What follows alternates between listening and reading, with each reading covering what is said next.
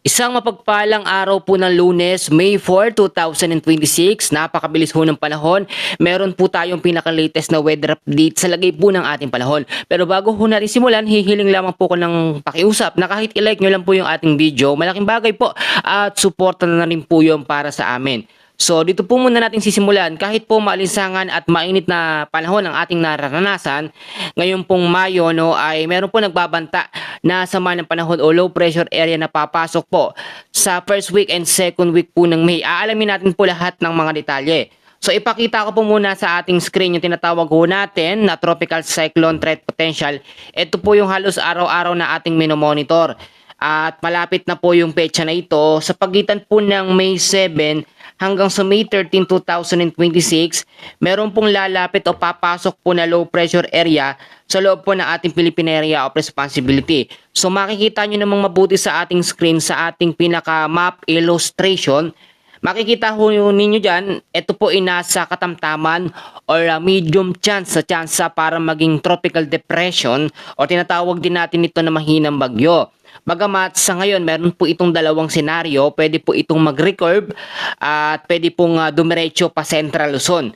Yan po yung ating minomonitor na pwede pong maging direksyon ng magiging unang bagyo ngayong buwan po ng Mayo.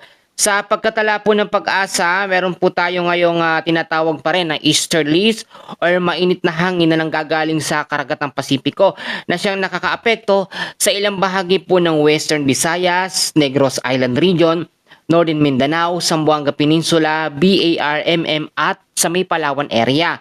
At yung mga lugar ho na binanggit ko na yan, mataas ho ang chance sa bandang hapon ay makaranas po tayo ng cloudy skies na meron pong kasamang scattered rains and thunderstorms dahil po sa easterlies. Ang easterlies po ay nagpo-produce ng local thunderstorms bandang hapon po hanggang sa gabi.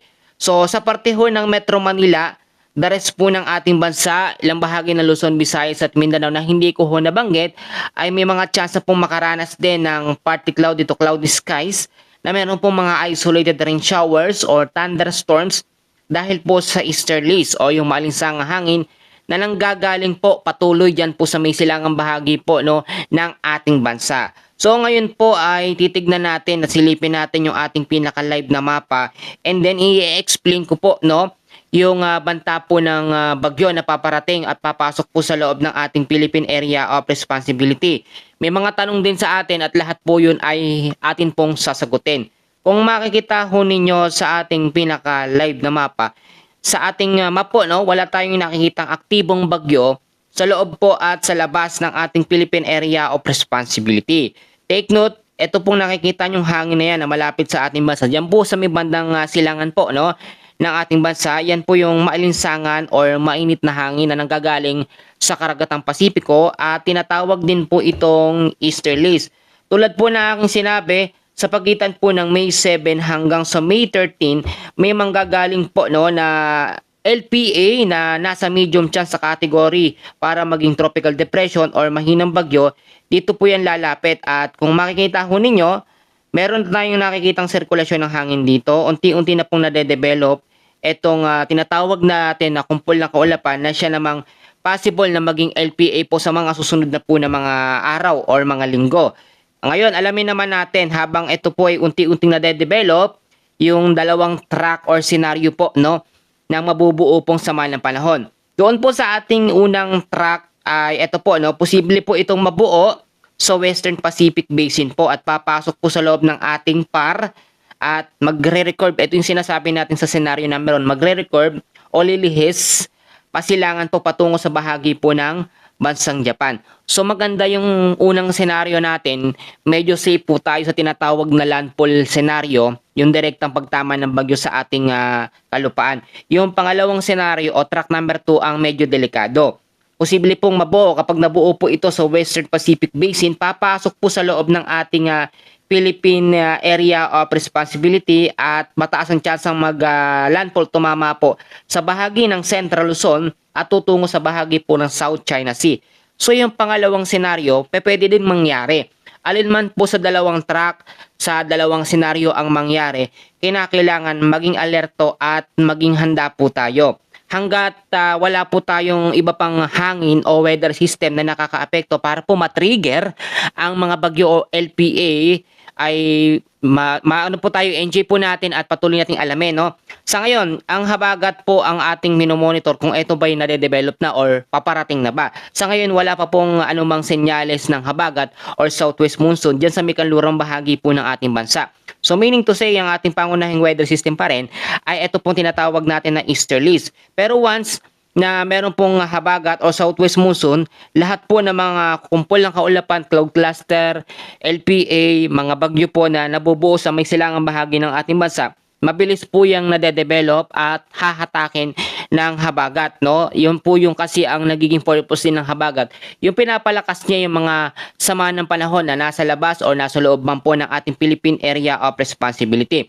So una po, may nagtatanong sa atin kung ilang bagyo ba ang papasok sa loob ng ating par ngayong buwan po ng Mayo. Sa pagkatala po ng pag-asa, no, nasa isa and hanggang sa pinakadalawa, isa hanggang sa dalawang bagyo po ang papasok sa loob ng ating par ngayong buwan po ng Mayo.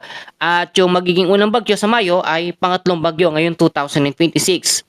At yung pangalawang tanong, magiging malakas ba o magiging super typhoon ba yung bagyong mabubuo sa second week po ng May? Sa May 7 hanggang sa May 13, dyan po yung ating observation or pagmamonitor sa pagpasok po ng LPA at pagbuo po sa labas ng par.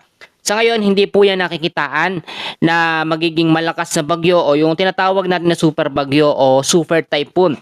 Tulad na lamang ng huling bagyo na nabuo po dyan sa may kanlura, silangang bahagi ng ating bansa, yung super typhoon Silako. Alam natin na nasa labas yun ng par pero sobrang nakakatakot yung lakas nun. At salamat sa Diyos dahil hindi yun pumasok at lumapit pa ng husto sa ating bansa. Yung isang pang tanong sa atin ng mga kababayan natin and lagi po natin sinasabi, tapos na daw po ba ang tag-init at bakit po may mga update na sa bagyo? Sa ngayon po, hindi pa officially tapos ang tag-init, no? At nararamdaman pa talaga natin ang maalinsangang hangin, no? Or panahon. Lalo na po sa bandang Metro Manila na umaabot po ng 40 to 45 degrees Celsius ang init. Pero unti-unti na po tayong papunta doon sa tinatawag na transition period. So meaning to say, kapag tinawag ho natin na transition period, ito na yung madalasang pag-ulan po sa hapon, tulad po ng mga local thunderstorms dahil naman yan sa easterlies. Kapag napapadalas na po yan, kapag nandito na tayo sa buwan po ng May, June, July, yan na po. Yan na po yung transition month ng tag-ulan at unti-unti na po nating nararanasan yan. At ito pa yung pinakahuling tanong po sa atin ng ating mga kababayan, ilang bagyo ang mabubuo ngayong taon po ng 2026. Base po sa ating mga weather models na chine-check and doon ay na rin po sa ating advanced weather system, sa ating tropical cyclone threat potential, nasa 19 hanggang 20 na bagyo po ang posibleng mabuo. Sa kabuuan na po yan ng 2026. So sana po ay tayo ay nalinawan. Summarize po natin, easterlies at local thunderstorms ang nakakaapekto sa malaking bahagi po ng Luzon, Visayas at Mindanao. So sa ngayon, yan po muna ang ating pinaka-latest na weather update